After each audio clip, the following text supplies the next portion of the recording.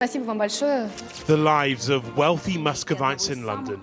But this is Russian TV Comedy, a detective agency which helps oligarchs solve problems in their new home country. Londongrad, новая серия. Londongrad is both make-believe and real life, because it's also the name used in today's report to describe the way Russians with close links to Putin were welcomed by Britain, how they've integrated into British business and British politics, and how influence has bred interference. There is this fusion between the interests of Russian business and Russian intelligence, and it's very difficult to see where the two lines meet. That their interests are now very blurred.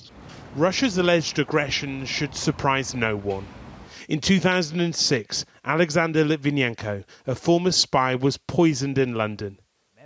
Evidence perhaps that as intelligence agencies focused on homegrown terrorists in the aftermath of 7/7, hostile states posed a threat too. It was 12 years until the Salisbury poisonings.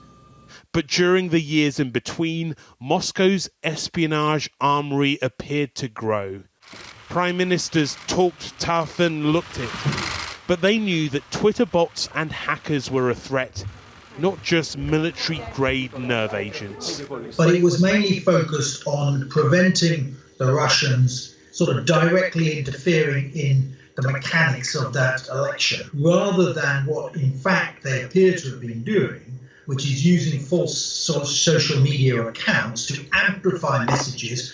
Today's report describes the issue of taking responsibility for Russian aggression. It has been surprisingly difficult, it reads, to establish who has responsibility for what. Overall, the issue of defending the UK's democratic processes and discourse has appeared to be something of a hot potato, it says.